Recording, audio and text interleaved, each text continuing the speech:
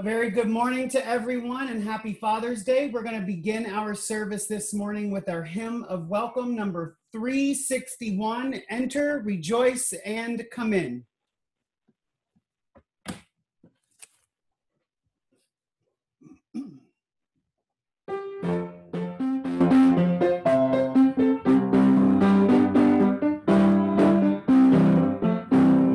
Enter, rejoice, and come in. Enter, rejoice, and come in. Today will be a joyful day. Enter, rejoice, and come in. Open your ears to the song. Open your ears to the song. Today will be a joyful day. Enter, rejoice, and come in. Open your hearts, everyone. Open your hearts, everyone. Today will be a joyful day. Enter, rejoice, and come in. Don't be afraid of some change. Don't be afraid of some change. Today will be a joyful day. Enter, rejoice, and come in. Enter, rejoice, and come in. Enter, rejoice, and come in. Today will be a joyful day. Enter, rejoice, and come in.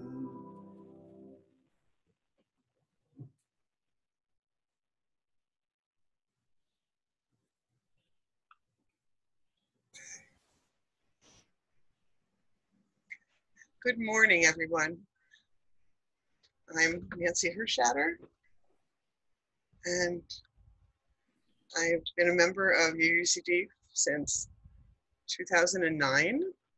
I'm on the Sunday Services Committee, and I've also been instrumental, pun intended, in bringing singer-songwriters to UUCD to perform concerts and also to lead services for us. And that's been a pleasure and a joy. I'm not seeing the welcome on my screen. Should I be?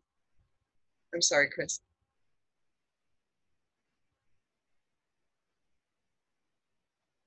Chris?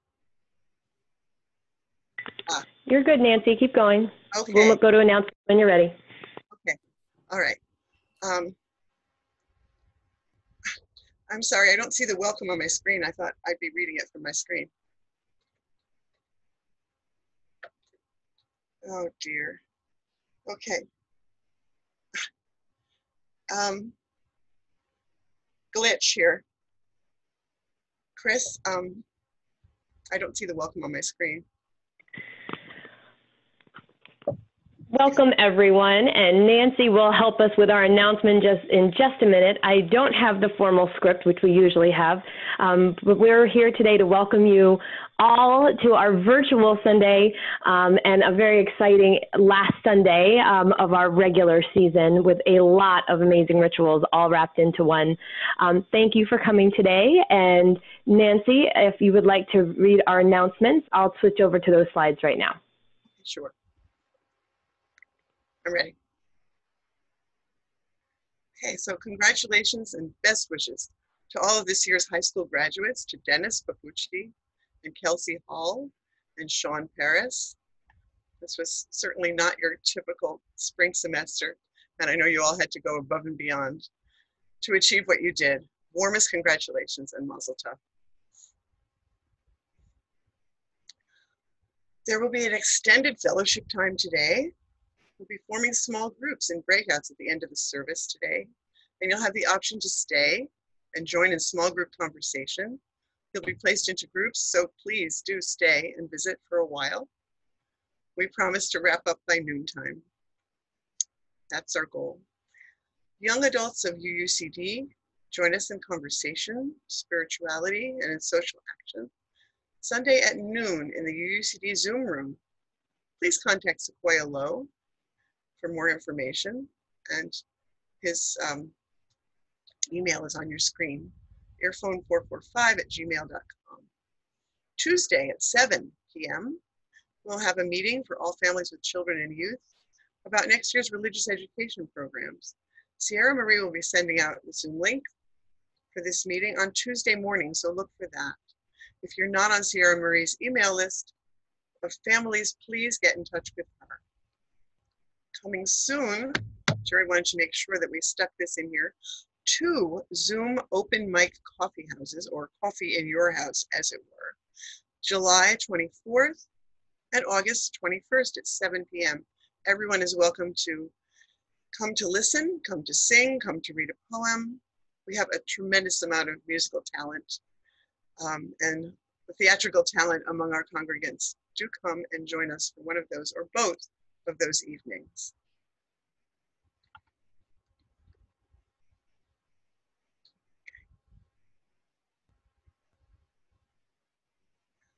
Okay, so welcome. We will be muting your lines in order to optimize audio from the speaker. You may select speaker view or gallery view to change the webcam, located in either the top right corner of your screen or above the window. You may need to scroll through the many webcam tiles to see your friends and speakers. At times there will be text like this on screen, at other times just the panes. You can chat to the UU Congregation of Danbury privately or just to everyone. If you have any questions or technical issues, use the private feature. And please minimize the chat if you find it distracting. That is an option.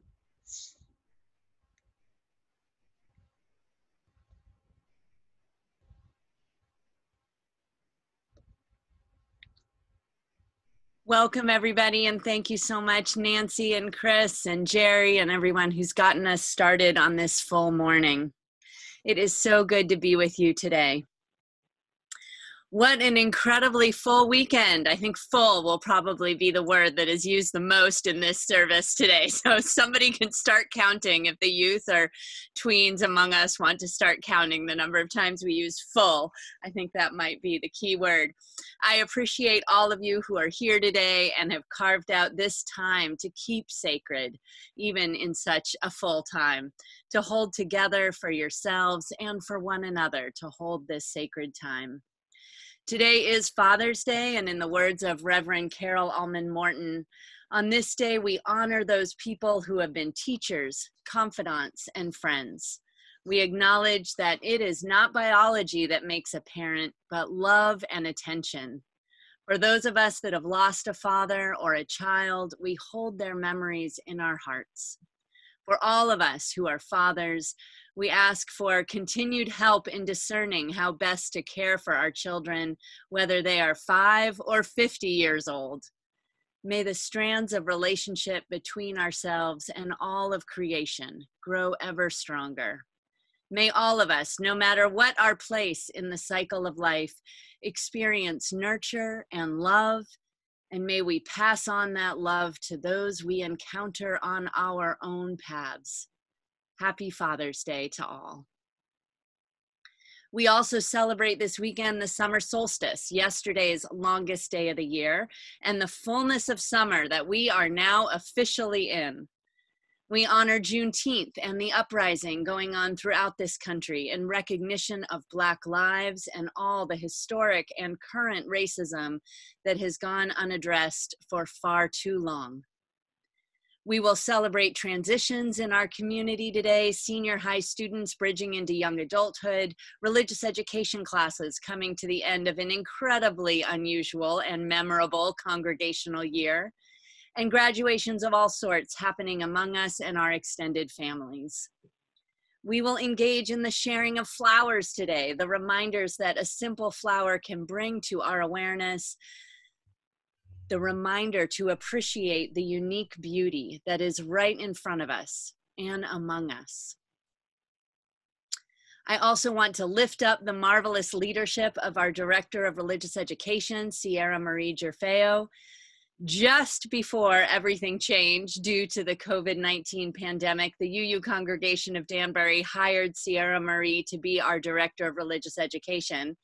She was supposed to just be doing planning for next church year and to really step into the halftime role on July 1, but it hasn't quite gone as planned. Let's just put it that way. Sierra Marie, your ministry to our families, children, youth, and really to all of us during this pandemic has been beautiful, thoughtful, skillful, and crucial. I thank you for bringing your full self to this crazy time, and I am so excited to be co-leading a service with you at long last.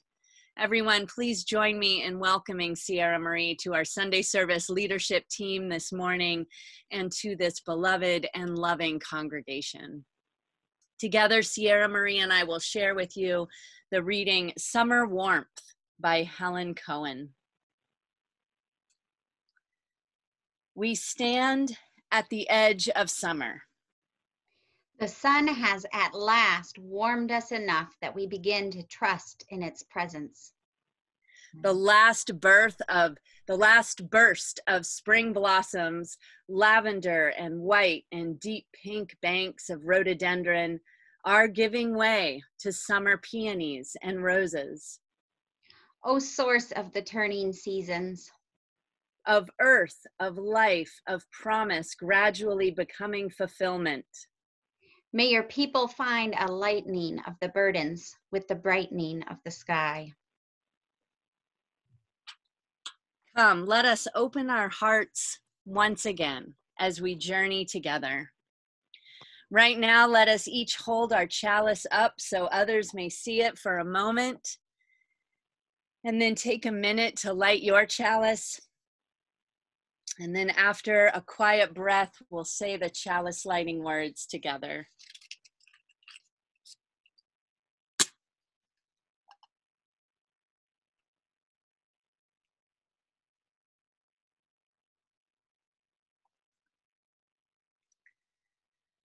Love is the spirit of this congregation, and justice is our light.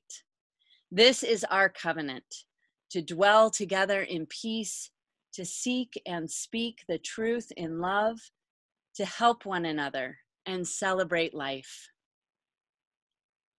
Could all the children, kids, and youth, as you are willing and able, come forward now if you're not already on your screen with us so that we can see you first and foremost. Mateo Parr will lead us in the children's affirmation today. Everyone, you may now lift your U's up in the air. We are Unitarian, Universalist. We are people with open minds, loving hearts, and helping hands. Thank you so much, Mateo. I think that it is my time to tell the story, right? That's what's next. I've got so many different things in front of me. Yes, it is. Yay, thank you. Thank you for all the things. Wanda's Roses. This is a lovely story. I'll try to move through it sort of quickly, but pause on the key points.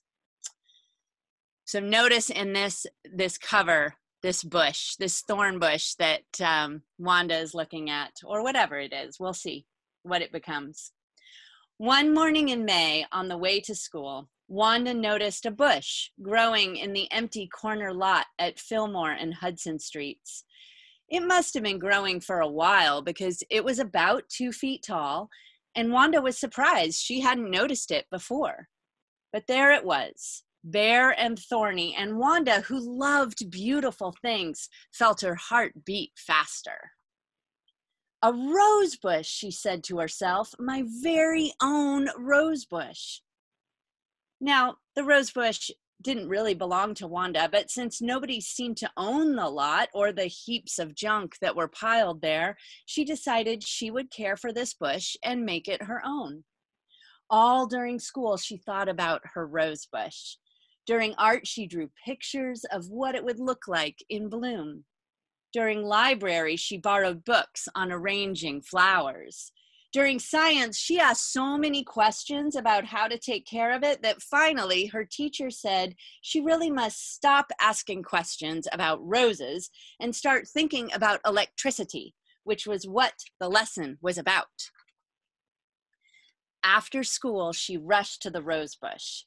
It was still bare and thorny, Maybe it needs some more sun, thought Wanda. So she put down her school bag and began dragging some of the nearby trash out to the curb. Miss Turner, who was on her way to the store, stopped to help her with a broken chair. Cleaning up the neighborhood, Wanda? Ms. Turner asked. That's a nice project for you. Oh, I'm not just cleaning, Wanda told her. I'm helping my rose bush to get more sun so it will bloom. Your rose bush? Ms. Turner asked. Where is your rose bush? Over there, Wanda said, pointing proudly to the bare, thorny bush. Oh, Wanda, I'm not so sure that's a rose bush, Ms. Turner said gently. Sure it is, said Wanda. I've seen rose bushes in books, and this is what they look like before they bloom. You just wait. In a few weeks, this lot will be full of roses. Well, said Ms. Turner, shaking her head, good luck with it, Wanda. And as she walked away, Ms. Turner thought to herself, if that's a rose bush, then I'm the Queen of England. The next day after school, Wanda hurried to her rose bush. It was still bare and thorny. Maybe it needs more air, thought Wanda. So she put down her school bag and began taking more of the trash out to the curb. Once I get all this trash out of here, nothing will block the air from getting to my rose bush, Wanda thought. Mr. Claudel was on his way home from work, saw Wanda trying to drag an old door, and stopped to help. Cleaning up the neighborhood, are you, Wanda? He asked. Not just cleaning, Mr. Claudel, Wanda told him. I'm getting rid of this trash so my rose bush will get more air. A rose bush? Here? Mr. Claudel asked, and so Wanda showed him the rose bush. I don't know much about gardening, Wanda, Mr. Claudel said, frowning, but I don't think that's a rose bush. Sure it is, said Wanda, and in a few weeks this lot will be filled with the sweetest smelling roses you ever saw. She thanked Mr. Claudel for his help and went off to drag away some more trash. Mr. Claudel shook his head. If that's a rose bush, he said to himself, then I'm the King of France. Every day after school that week and the next, Wanda worked in the empty lot. Ms. Giamoni, was it? Giamoni. Is that it? Okay, good. Ms. Giamoni, who lived in an apartment next door, gave Wanda trash bags for the old shoes, beer bottles, broken toys, and bits of glass that she was picking up. You've done a great job cleaning up this lot, Wanda, Ms. Giamoni told her. Oh, I'm not just cleaning, Wanda said. I have to get rid of all this trash so my rose bush will get enough sun and fresh air to bloom. But where is your rose bush? Ms. Giamoni asked. So Wanda showed her. Ms. Giamoni put her hand on Wanda's shoulder and spoke softly to her. Wanda, she said, this is not a rose bush. Oh, but it is, said Wanda, and in a few weeks this lot will be filled with the most beautiful roses you ever saw. That would be nice, said Ms. Giamoni, but I don't want you to be disappointed if this bush doesn't bloom. Don't worry, Ms. Giamoni, Wanda answered. I won't be disappointed. Ms. Giamoni sighed. That is not a rose bush and will never be one, she thought to herself. The next week, when the rose bush still wasn't blooming, Wanda talked to her school librarian. I need some books about getting roses to bloom, she told Ms. Jones. Oh, do you have a rose bush, Wanda? Ms. Jones asked. Yes, but it doesn't have flowers yet, and I know it has enough sun and fresh air. Does it have enough water? Ms. Jones asked. Water, Wanda said. Of course, that will make it bloom.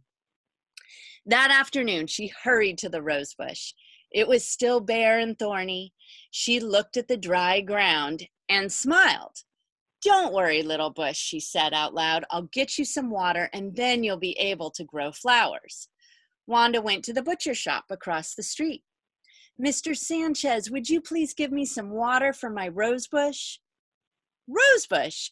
Is that what I see you taking care of and talking to every day over there? Are you sure that's a rose bush, Wanda? Mr. Sanchez asked. Oh, yes, I'm sure, Wanda said, but it can't bloom because it needs water. Mr. Sanchez gave her water in a plastic bucket.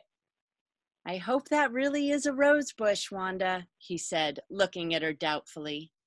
You'll see, Wanda told him. In a few weeks, that whole lot will be full of roses. As Wanda carried the water to her rose bush, Mr. Sanchez muttered, in a few weeks, that thorn bush will still be a thorn bush. Every day, Wanda ran to her rose bush after school, but every day it was still bare and thorny.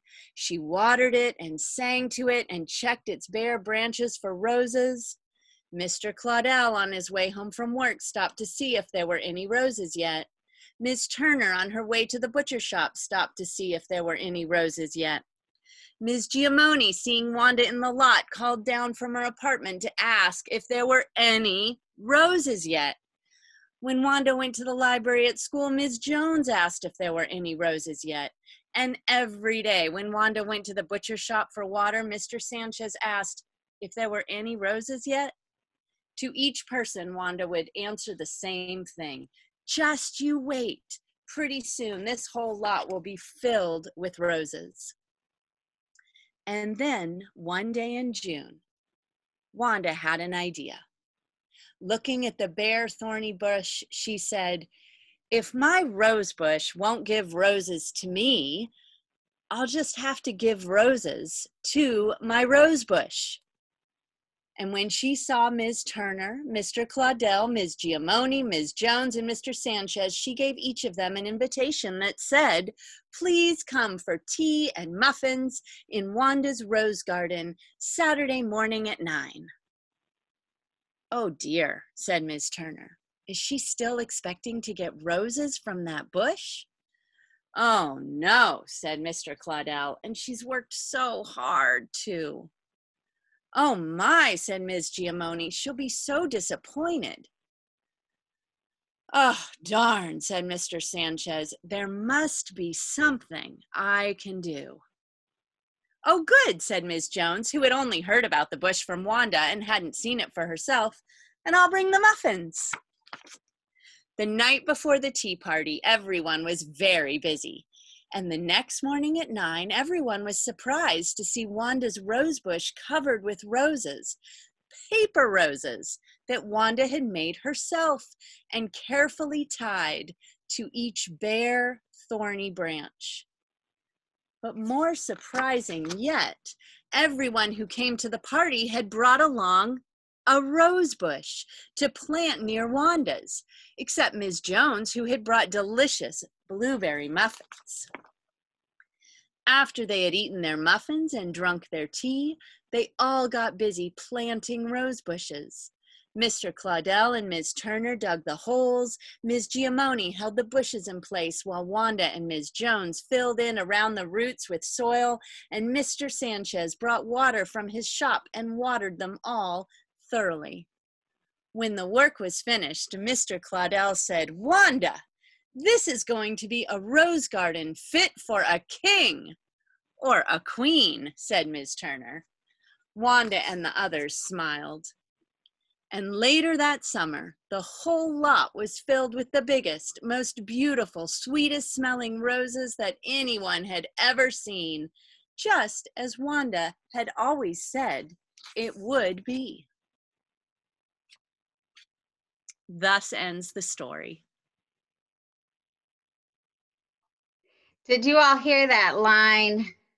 One day in June, Wanda had an idea.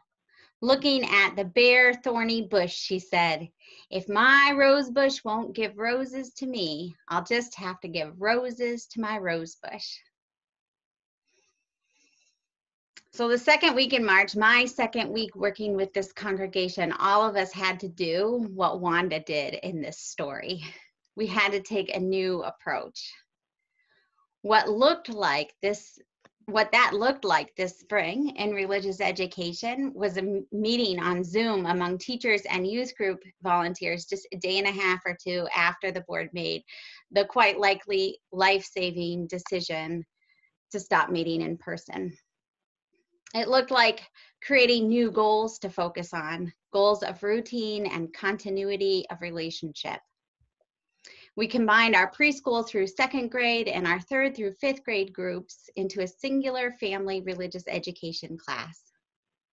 We created a new curriculum for those two groups, a curriculum that focused on spiritual practices and spending meaningful time with one another's joys and sorrows, while we alternated between lessons that gave families practical tools for coping and ethical tools for these times.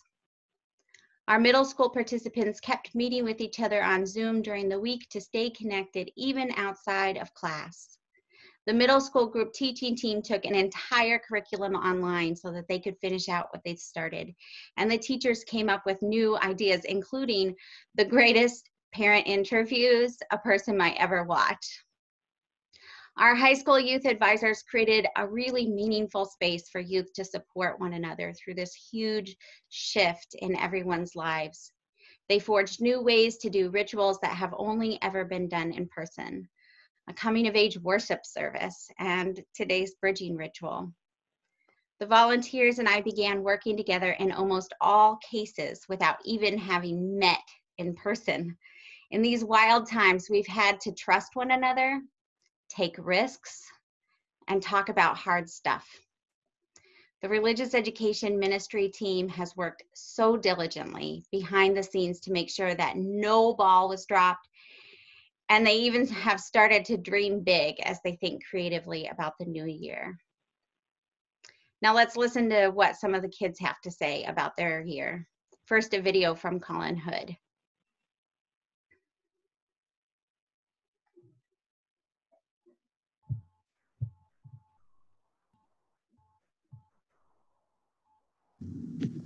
Hi, I'm Colin from the Green Group, and I just did this video to show the two things I did in church that I really liked and the two things I really liked out of church.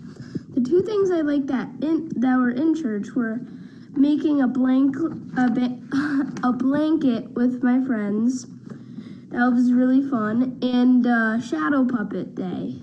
We made shadow puppets with our hands, and it was really fun. And when we did the things on Zoom, my favorite things were when we wrote what made us sad and happy and like different feelings, that certain things would make you feel differently. And the other thing was when we did the stuff about disabilities. And I just wanted to give a thanks to the teachers in the orange and green group, Miss Jackie, Miss Kirshner, Miss Johanna, Miss Kaplan, Miss Christie, Mr. McPartland, Mr. Todd, and my mom. And thank you for letting me do this. Bye. Next, we have a message from Anya Westenberg and Zach Stein. The Blue Groups are a year. This year was called the Questing Year. We focused on 4 main quests: the Inner Quest, the UU Quest, the Mystery Quest, and the Action Quest. And just like in the novels, every adventurer on a quest takes a loyal companion. Our companions were our aliens that we made out of clay,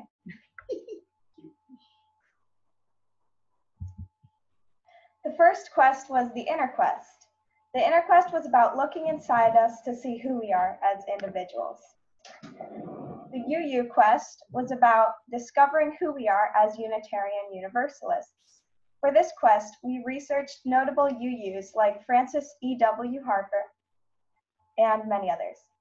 Francis E.W. Harper was an African-American poet, lecturer, and social activist. She published books of poetry and gave anti-slavery speeches. When you have time, look up Miss Harper's poem, The Burdens of All. She wrote many great works. We also interviewed UUs in our own congregation, like Carl Tramontana and our parents.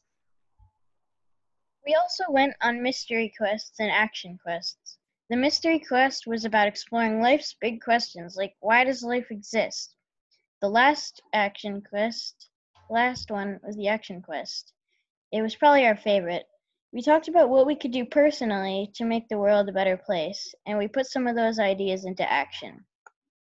We met at Hilltop Food Outreach to help organize and pack food. We made small blankets that were donated to Danbury Animal Welfare Society. We talked about the actions we see happening in our own congregation. See the chalice with words that describe how our congregation helps others on the screen. We worked on this during one of our Zoom sessions. I think we do a lot at UU Danbury. I also want to thank our RE teachers for the questing year. Thank you so much to Bruni Edwards, Melanie Zagorek, and Annie Sennell. In addition to these teachers, I want to thank the youth advisors. Oh, excuse me. I just want to make sure that I'm unmuted. Yes, I am. Okay, so I want to thank the youth advisors, Brad and Lisa Green, Sam McCoy, Jim Ruck, and Heather and Chris Smith. I want to thank the coming of age mentors, Gail Alexander, Sue Shaner, Allison DePinto, Alex Mackay, and Lisa Horton. I want to thank the members of the Religious Education Ministry team, Kristen Papucci, Gina Casetta, Allie Hafner, and Allison DePinto. And from before my arrival, I want to thank the Sunday Fun Day organizers, Yvonne Ruddy-Stein and Allie Hafner, and the social justice intercession leaders, Lynn Tabersack, Margaret Henderson, Sally Mandler, Janet Corey, and Meredith Spector. This year's religious education volunteers have done incredible work, including tying flowers onto a thorn bush. In other words, making the best of our challenging circumstances. I truly cannot thank them enough. Of course, they'll be receiving thank you cards in the mail, but not being able to be together in person, Reverend Heather and I have been really thinking about how to give these volunteers a thank you gift for their work that would be fitting. Religious education volunteers, please allow me to present to you this lilac bush, which will soon be planted in your honor on our congregation's grounds. This particular lilac bush is known as a bloomerang because it blooms in the spring and then again midsummer to fall. There are no flowers on this bush now, but over the years to come, we will see flowers on the bush. We'll see purple flowers. And we'll remember the many ways you who volunteered in religious education brought your gifts to the children and youth in the year that none of us predicted. I'm going to tie a purple ribbon onto one of the branches here to remind us of that. May these flowers represent the way that all of us bloom when we're supported by people who care about us, people who create space for us, people who guide and mentor us, and people who stick it out with us during difficult times. Even when we cannot be in the same physical space, through our relationships, we create sacred, good, holy places. Please join me now in singing When Our Heart is in a Holy Place.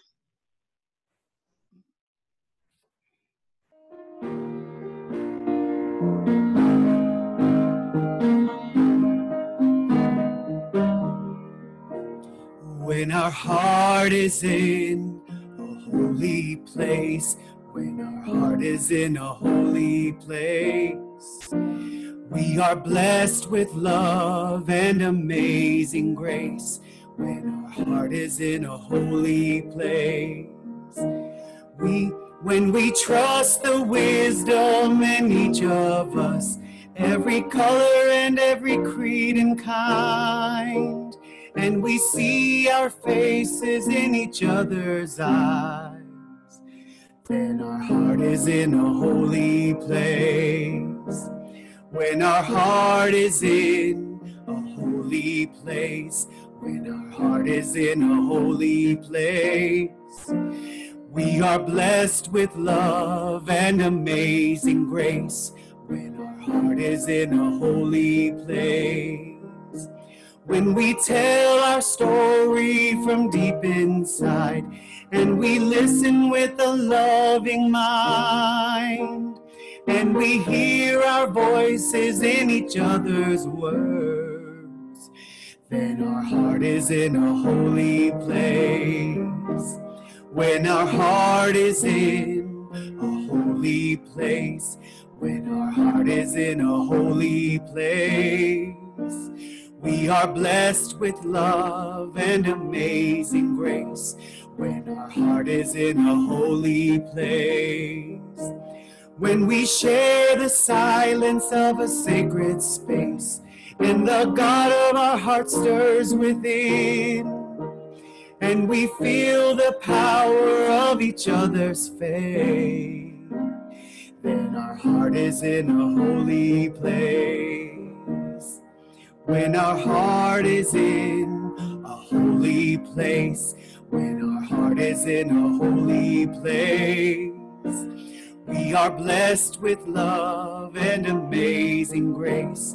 When our heart is in a holy place.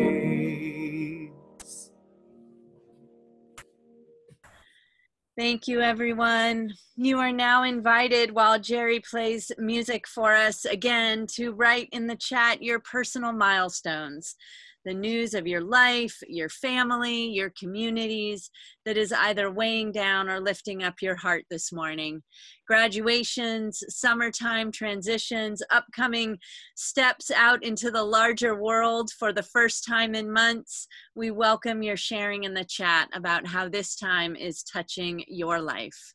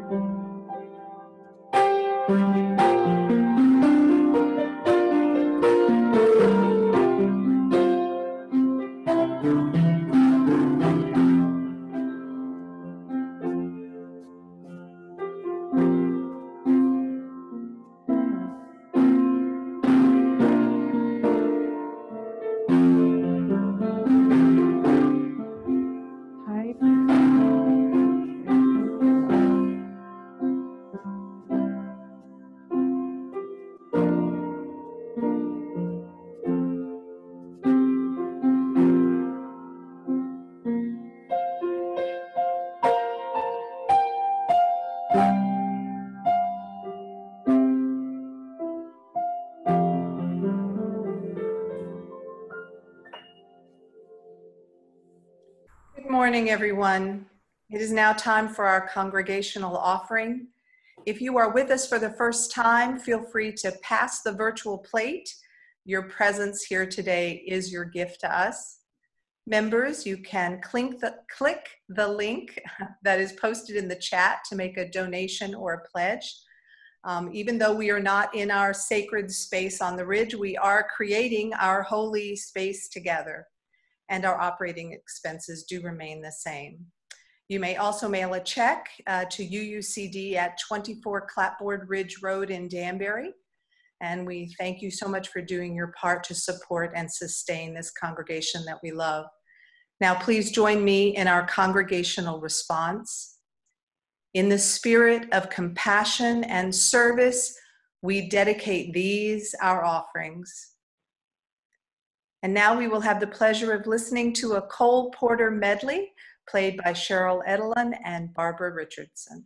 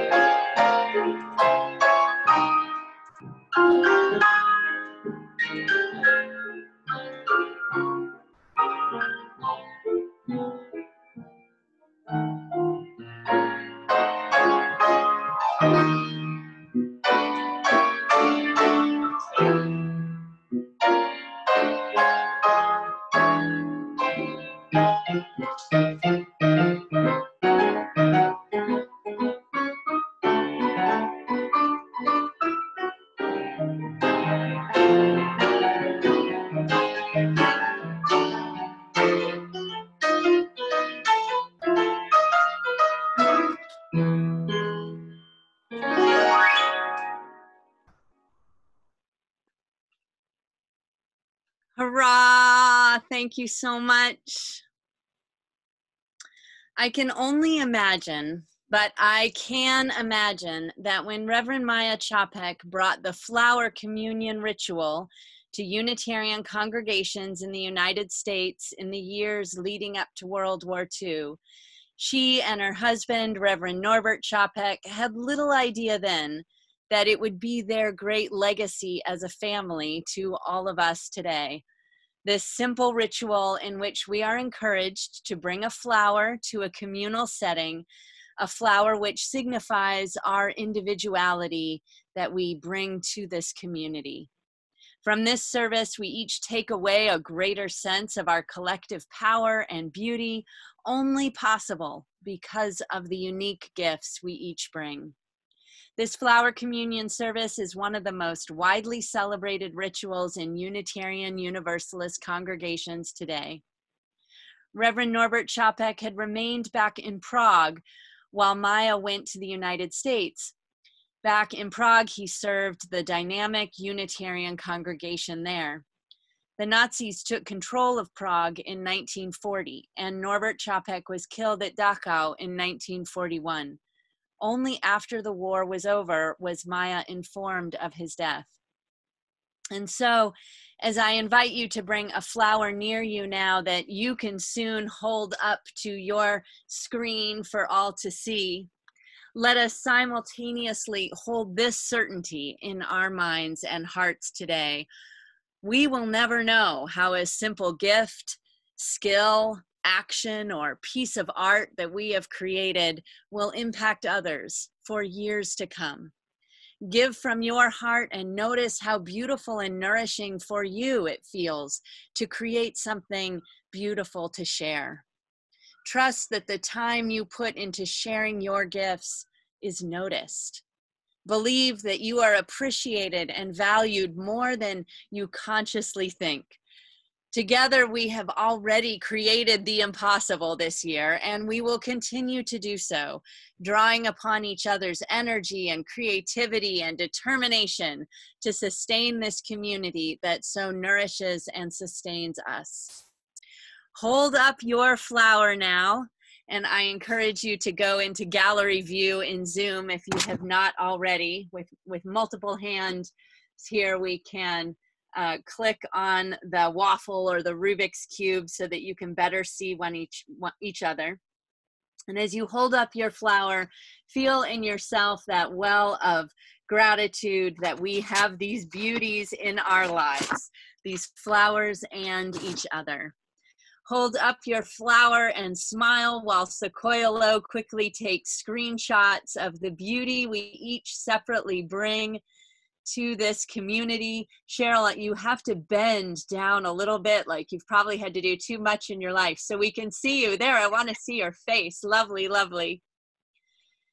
In Reverend Norbert Chapek's words, in the name of sages and great religious leaders who sacrificed their lives to hasten the coming of the age of mutual respect, may that indeed be the age we are living into, the age of mutual respect. Let us renew our resolution sincerely to be genuine friends and neighbors, regardless of any kind of bar which estranges us from each other. May we realize that whatever we can do, great or small, the efforts of all of us are needed to do sacred work in this world. In gratitude to each of you and in carrying forward the Chapek's flower communion ritual, let us hold up our flowers for one final moment. Are you good, Sequoia? Did you capture us all? All right, wonderful. And now Sierra Marie will carry us forward into the bridging and other rituals we honor this morning as we continue on.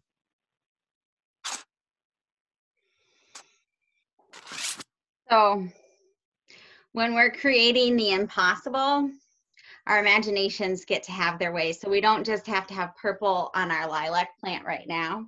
We can have other colors too.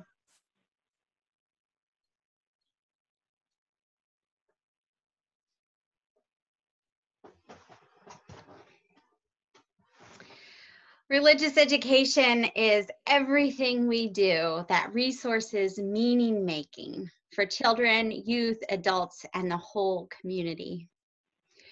The flowers that we have held up are beautiful on their own, but together they make something new, a virtual bouquet. May these ribbons and the flowers that bloom on this plant in years to come symbolize how we all grow in new ways when we come together, even when we come together virtually. But beloveds, that is the rub, isn't it? How much we wanted to come together, not virtually, but be together in person, be in the same room. It's true that for some, this move to virtual community has made participation more accessible than it has ever been. But we worry about those we haven't seen since going virtual. And sure, there's something to be said for being able to sit on our own couches and drink a good cup of tea during communal worship. But the body aches for what it remembers too. 13 years ago, I moved from Washington State to Massachusetts, and even the bird sounds were unfamiliar. So one day I walked into a Staples supply store and I surprised myself by bursting into tears. It took me a minute to realize that the smell of plastic binders and pens was the first familiar smell that I'd experienced outside of my own cooking in months. Until that moment, I had not been aware of the depth of grief that I was carrying in my body. We've had a profound shared loss of the familiar for the time being, and we're not quite sure yet when it will end. Along with this, some are experiencing profound hardships from job losses or job insecurity, illness and deaths, new demands of children's education and care, or even just a longing to be with family members and friends. And of course, racism and state-sanctioned violence remain an ever-present issue. Grief is active in many of our bodies, whether we have acknowledged it or not. So here, let's hold all of this with gentleness and care. When our bodies tell us how we're doing, let's listen to what they say we need. If it's slower, deeper breaths, let's take those. If it's to feel held better by our chair, let's allow ourselves to shift until we feel held. If it's to move, let's move.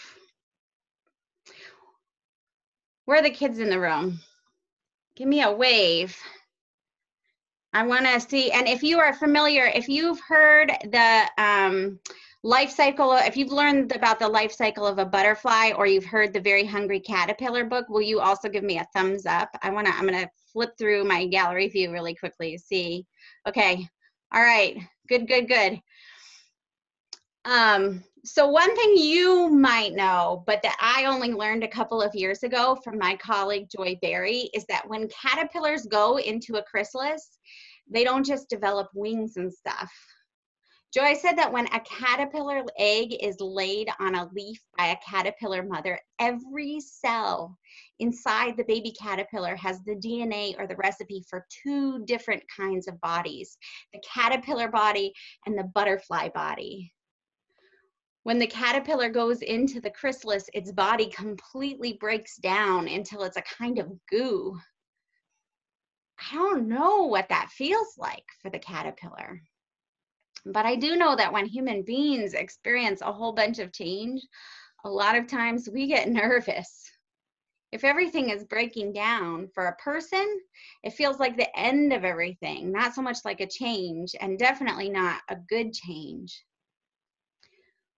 My colleague Joy taught me that when the body of the caterpillar is broken down, there are these cells that can turn into all the things the caterpillar never had, that can create a new body with wings and everything. You know what these cells are called? They're called imaginal cells. The job of imaginal cells is basically to imagine the broken down caterpillar into something new, to imagine the caterpillar into something new. And I'd completely forgotten about all of this stuff that Joy taught me until I went to the Unitarian Universalist Ministers Association keynote address at Ministry Days this week. And during that address, trauma-informed healer Rebecca Nadosi told us that this is a moment in history when the chrysalis is calling to us, when we need to allow things to break into a goo so our imaginal cells can be activated. And I started thinking about Wanda in our story from this morning. I started thinking about Wanda as an imaginal cell. Wanda knew that something completely different could come from that bush that she found. And even when people let her know that it was impossible, she imagined it into being. If we think about Wanda as an imaginal cell, it is like she activated the cells in the body, the people in her community, to create something new in that lot. When I think about the people I've known who have been imaginal cells recently, I think about the people in Bridgeport, which is about a half hour from where I live. They've been accompanying the grounds outside the police station for over a week now, demanding a meeting with their city council, telling their city that another way of keeping the community safe and well is possible. Similarly to what we witnessed with the Occupy Wall Street movement some years back, the community that has gathered isn't just making demands for something new, but they are attempting new forms of community, new ways of being together that are centered on mutual care and liberation. They're doing their best to embody the change necessary. I've been supporting this group of justice seekers in various ways, but I have to admit to you that I'm old enough to remember in detail other movements. And in this story, I'm probably not an imaginal cell like Wanda. I'm more likely a Mr. Claudel or a Mrs. Giamoni, pitching in where I can and gathering supplies to drop off, but pretty pessimistic about whether change is coming and whether change will be good. Still, some deep down wisdom from within calls out that it's time to go for goo anyway. The chrysalis beckons, and the imaginal cells within me tingle, as if something as impossible as wings on an unwinged creature might still unfold. I wonder, in all the tumult of these times, from the pandemic and its accompanying destruction, demands, and possibilities, to the movement for Black lives that continues to seek a new way forward, and even in the we never would have planned it this way changes in the life of our community at the Unitarian Universalist Congregation of Danbury. I wonder which characters from the Wanda's story, Rose's story, you have been. Have you been a Wanda, an imaginal cell at times, someone for whom the impossible is possible? When has that inspiration struck, that imagination activated for you? Have you been a Mrs. Turner, misunderstanding the work that is being done and so certain of the impossible that you shake your head and leave others to it? Have you been a Mr. Claudel or a Mrs. Giamoni like I have with my friends in Bridgeport? Or a Mr. Sanchez, waiting to be asked before helping, but still being willing to help when asked? Have you been a Miss Jones, without information to doubt what imagination has put into motion? Our invitation to the party beckons us, whichever part we have played, whichever part we will play. In religious education, not being able to regather for the time being gives us an opportunity to try out entirely new ways of doing things. I'm not talking about moving classes online. I'm talking about surprising ourselves with yet more imaginative possibilities. What might we believe impossible now will be possible if we show up to the party with our flowers and our gifts in hand. I don't know yet what will be possible, but I do know that I'm excited to find out right along with you. So may it be. Now, having offered these reflections, I want to add something as we transition to our bridging ceremony.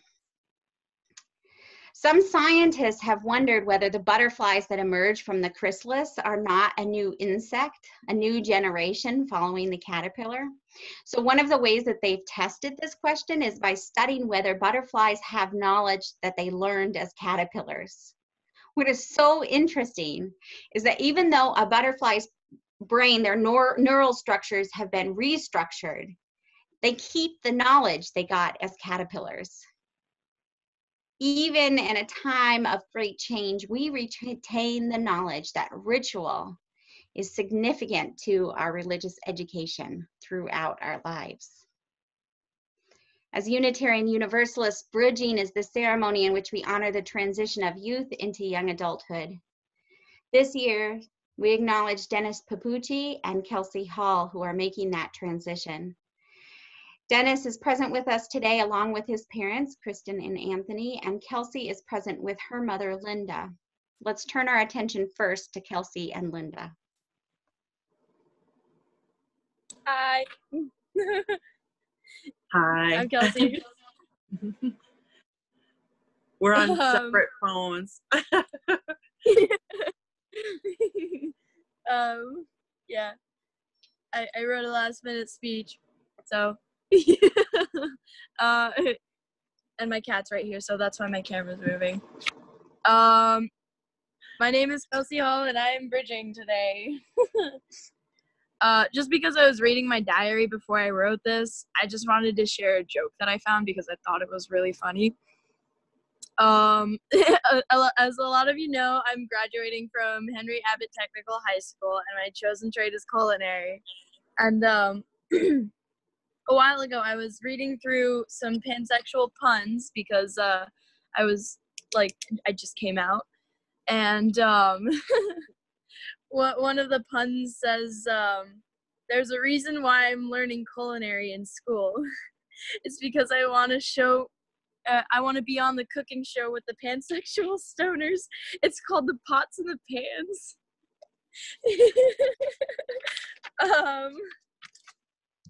When I was little, I thought that I knew everything.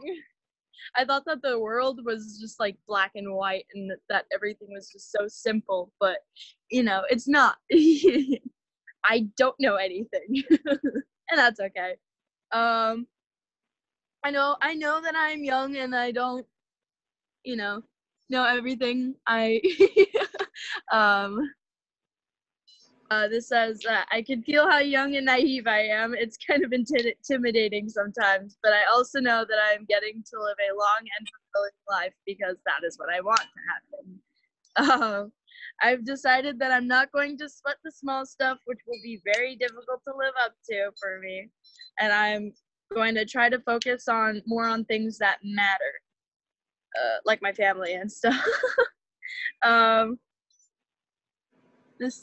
know I will be okay because I have the biggest support system that I have ever seen.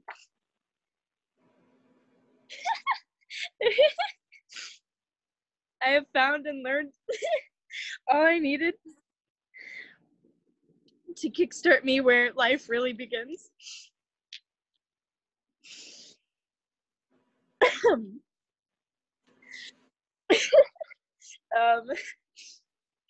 It's time for me to become more independent and to enjoy every possible moment that I can. Oh my gosh. I wrote down in here, I said I would say more, but I'm crying just writing this.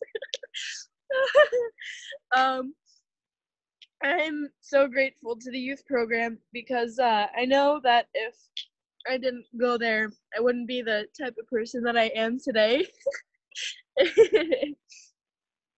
And the youth program helped me to learn that it's extremely important to have an open mind and to love and respect anyone, no matter what religious background and political view they had. Yeah. So I just, love everyone. Yeah. Okay, I'm done.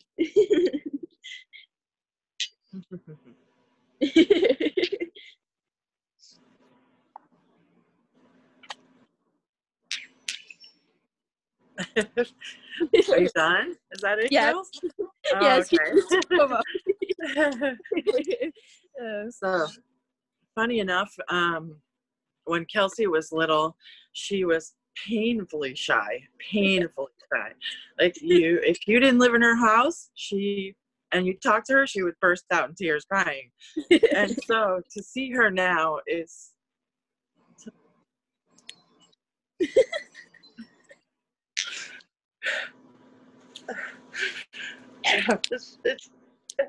sorry.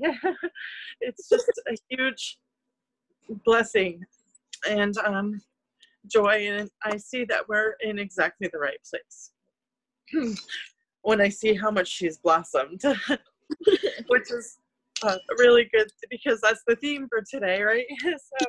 So she's a huge advocate for herself and for others. Boy, this is hard.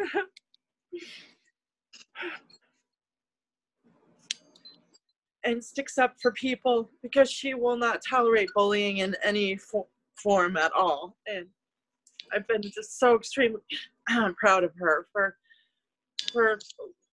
learning who she is and being who she is and not being afraid to to tell people who she is and to show others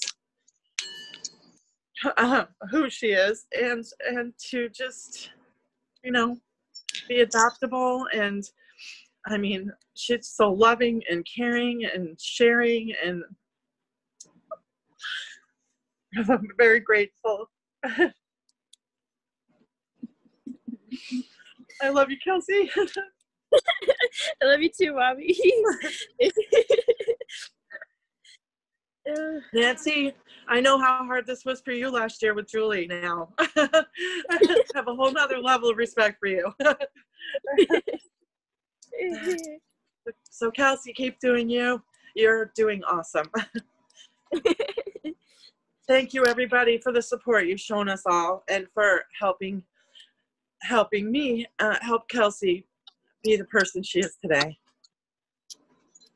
I look forward to seeing what you do in the future, Kelsey. I know it's going to be great.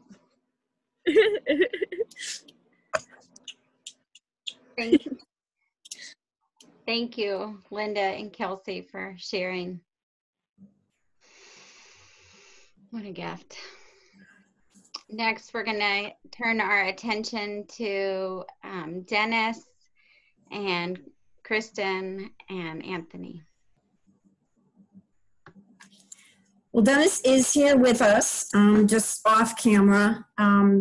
Dennis has been attending since 5th grade. At the same time, I decided to start attending UU, and Dennis also started out, was put into a private school. So you'll find out a little bit more about what that meant for Dennis, but for us, it was just a way for him to have wonderful, diverse, but also loving people in his life and also in our life, because we've made a lot of strong connections as a family since we started coming here. And because he was in a Christian private school, I thought it was important for him to have a little bit more of a balanced worldview, which was another reason why I really felt it was important for Dennis to, you know, participate as much as possible in the RE programs. And everyone that has mentored him, given him space when he needed it, or kindness, reached out to be his friend, you know, we just give thanks to everybody. And we find this to be a very safe place for him. So without any further ado, Dennis and I did some brainstorming of things that he had been participating in. We found some pictures, and he put together a slideshow reflecting that. Thank you.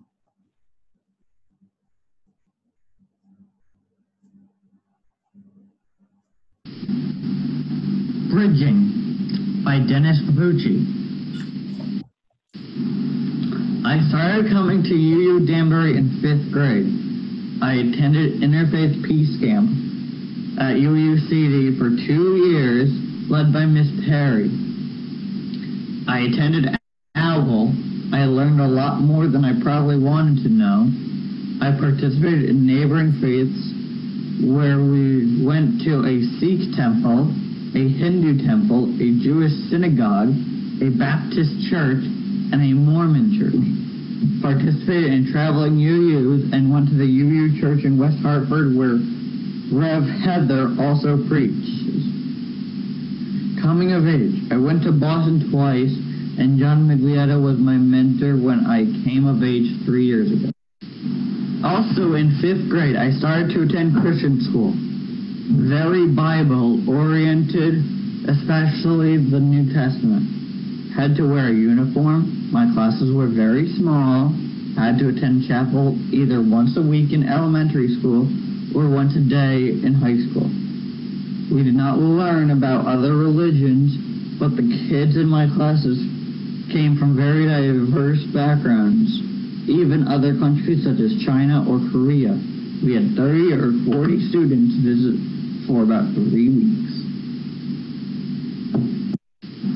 What have I learned? Bridging means starting a new life, and I also have to find a career. I'm going to attend community college in the fall.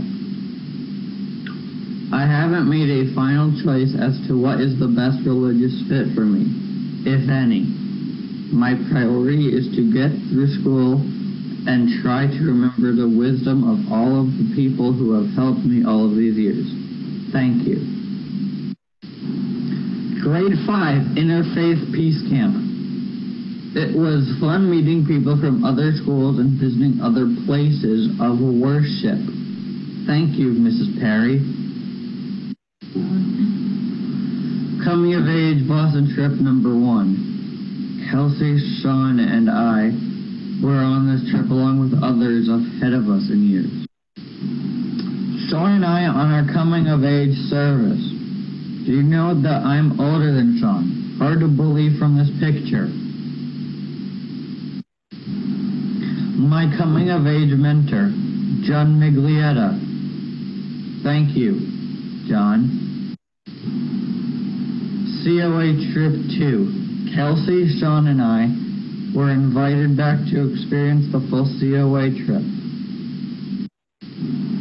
Me, today. Thanks to everyone who helped me become the person I am today.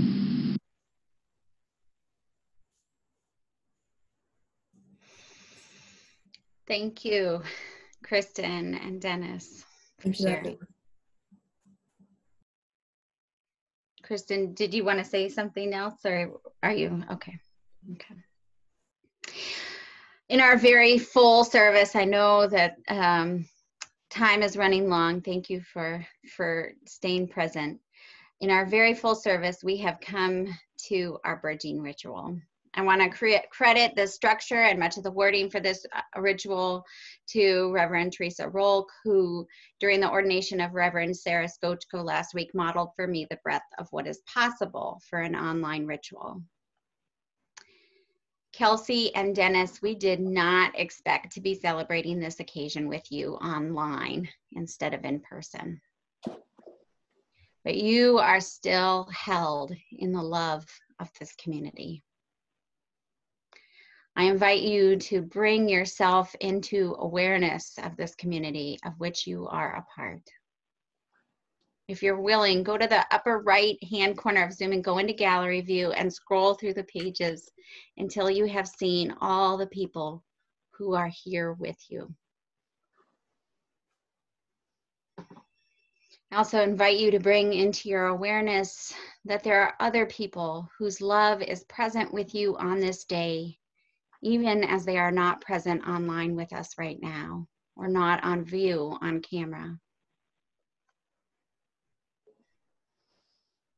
We're preparing our hearts for the bridging ritual, and it is important to know that love flows through this community and all communities that care for you, and into the blessings we offer you on this day. What we'll do now is create a symbolic bridge for you, Kelsey and Dennis, under blessings we offer with our hands. This is the bridge you symbolically travel into young adulthood. In building this bridge, the distance between us is unimportant. We're an interconnected community, and we're all in the company of the love with which we hold you. Friends, I invite you to all participate in this ritual, whether you're with us here now on Zoom or watching the video of it sometime in the future. Let's begin by holding our hands in front of us like this. Imagine your hands are full of love, joy, peace, confidence, energy, hope, or whatever it is you wish to offer Kelsey and Dennis as a blessing for their journeys through young adulthood. I'll call you into this symbolic bridge making by groups. When your group is called, I invite you to turn your hands outward and hold them there so that these blessings might come to extend over the bridge. If you're able to do so comfortably, I ask you to keep your hands turned outward until the ritual is complete. First, I invite Kristen, Anthony, and Linda to turn your hands over in blessing like this. Since you're in the room with Kelsey and Dennis, if they're comfortable with it, I invite you to put your hand on their shoulders since you're in the same home, I should say. If not, simply hold your hands outward. You are the people who have sung a joyful welcome to Kelsey and Dennis since they have arrived in your arms. You have accompanied them faithfully through their life's journeys. Now your blessings accompany them again as they arrive on this bridge. All kids who are present, not high school youth, but kids who are not yet in high school, I invite you also now to turn your hands over like this in blessing, sending good wishes to Kelsey and Dennis. You too will come to travel this bridge down the road. You too will be blessed by this community of which you are a part. For now, let's share our love with Kelsey and Dennis as they journey. All high school youth, I invite you to turn your hands over in blessing. Kelsey and Dennis have been a part of your group for some time. May they go forward with your love and your best wishes.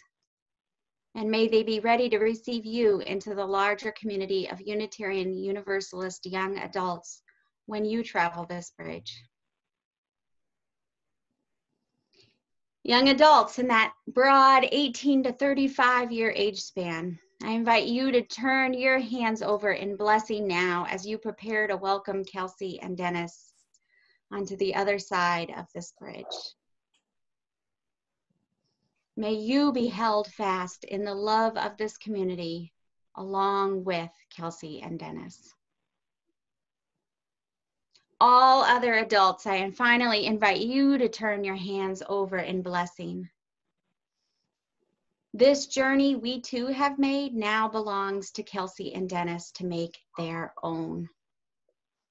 May it be a good journey, and may they carry your love and care with them wherever that journey might lead. Now I invite all kids, youth, and adults to repeat these words after me. Kelsey and Dennis, we promise to continue to support and nourish you wherever your journey might lead. Kelsey and Dennis, we promise to continue to support and nourish you wherever your journey might lead. Kelsey and Dennis, before we lower our hands, will you please close your eyes or do whatever you need to do in order to activate your imaginations? I invite you now to imagine yourselves walking across a bridge over which an abundance of blessings drape. All around you is love, the love of our community, the love of your community, and the best wishes of this community for you, best wishes for you in all that you do and all that you are. As we lower our hands now, know that the journey, that the love contained in this ritual will travel with you as you continue your journey. You are not alone. And in fact, you are welcomed into a new community, the community of young adults at the Unitarian Universalist Congregation of Danbury. Hi, Kelsey, and hi, Dennis. I am Sequoia, and I organize UUCD's Young Adult Group. I am so happy to welcome you to a brand new way that you can engage with your faith. You have each grown and learned so much as youth, and now you are young adults, ready to take on the world. Our Young Adult Group is a space that will provide you with wisdom, strength, and community with others in a similar life stage. And beyond our congregation is a network of thousands of UU young adults who are cheering you on and eager to connect with you. Thousands of friends you haven't met yet. I am delighted to serve as a resource to each of you for all things relating to being a UU young adult. I encourage you to come to our weekly young adult meetings at noon, starting today if you're available.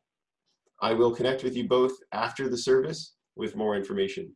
I look forward to seeing you soon, and congratulations.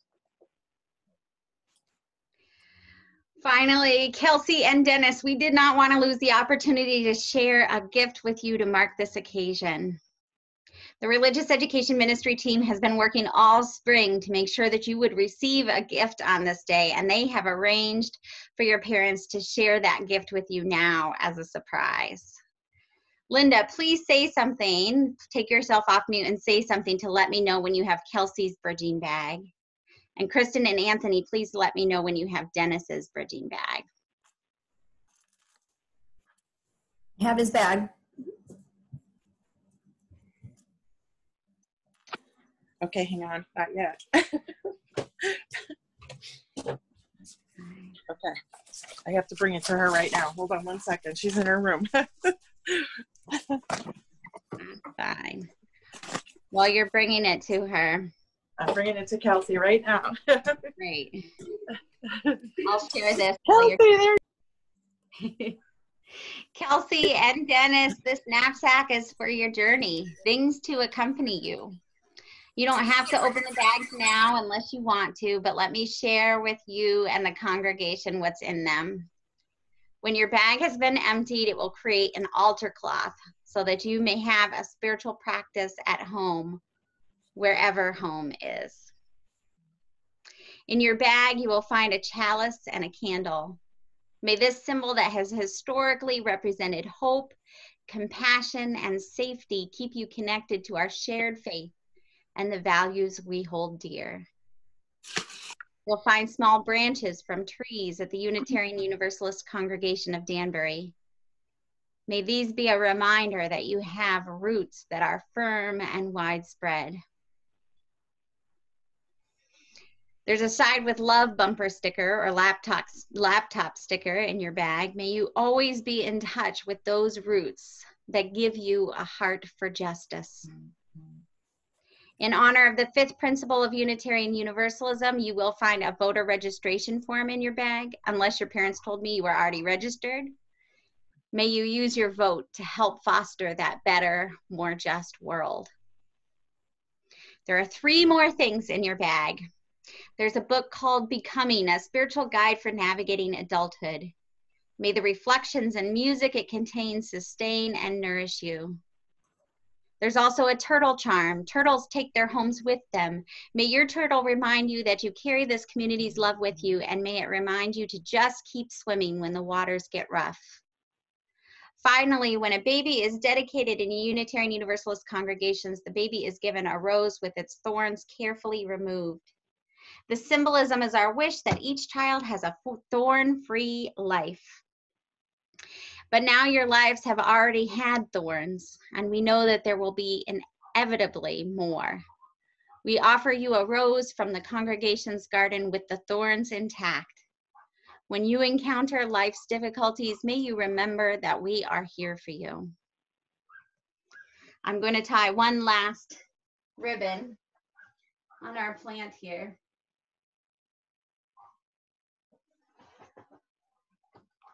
Life isn't just a journey for you, Kelsey and Dennis.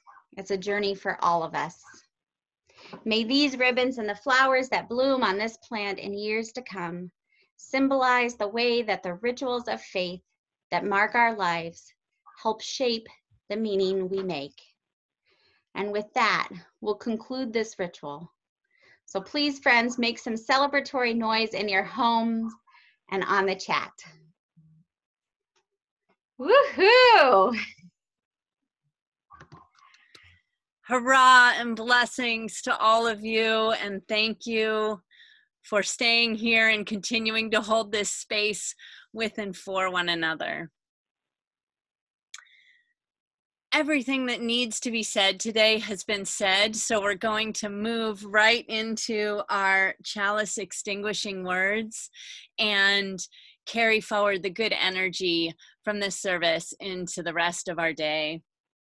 I invite you to extinguish your chalice and join me in the words of this congregation's chalice extinguishing. We extinguish this flame, but not the light of truth, the warmth of community, or the fire of commitment. These we carry in our hearts and out into the world until we are together again. May we realize that whatever we do, great or small, The efforts of all of us are needed to do sacred work in this world. In a moment, we will sing a few verses of This Little Light of Mine together to seal this precious multi-generational time and traditions. We will see and hear from just some of the youth who played the bells at Arlington Street Church in Boston last October in the very bell tower that looks out over the Boston Common. And then if you are able, please linger with us as we go into breakout groups this morning, just for like the practice of doing it, maybe just for 10 minutes to be like, look, we can break out into small groups and check in with one another as we continue to savor the good energy of this service. We will wrap up by noon. If you need to head out into the day and do some other things out in the world, please do that just after the bell ringing. For all of you, please know that everyone involved in the leadership and staff of this congregation is so grateful for the strong bonds of this community. And even as we move into summer mode, we will be thinking together about how to keep this congregation's bonds strong during this ongoing pandemic. If you have ideas for ways we can deepen our connections with each other while not putting anyone's health at greater risk, please share them with me or with the board or with whomever in leadership you are close to. If you have skills that are newly needed in this era and we haven't been reaching out to you to ask for your involvement, please let us know if there are gifts of time or energy or wisdom that you can offer. This congregation thrives because we each encourage and cheer one another on. May this continue to be so. May this be even more so than it was before during this critical time. Blessings on you all. Join us in singing together now, lifting up our own spirits by tapping into our collective well of joy.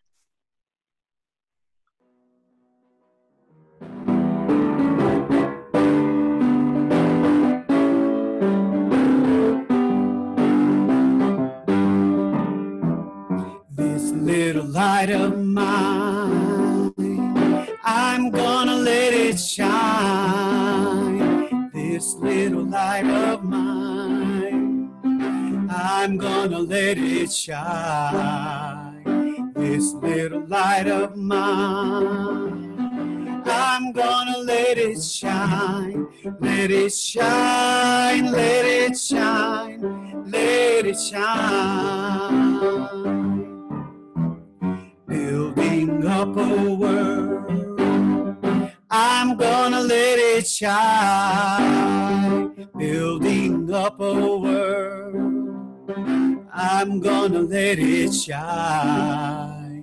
Building up a world, I'm gonna let it shine. Let it shine, let it shine, let it shine.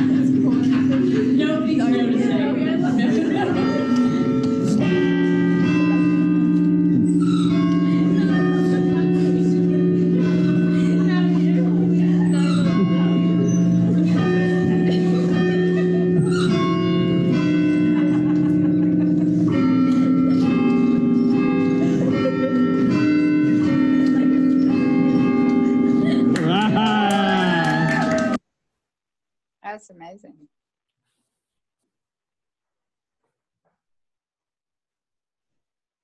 All right, everyone. Thank you again for being here and cheering on this full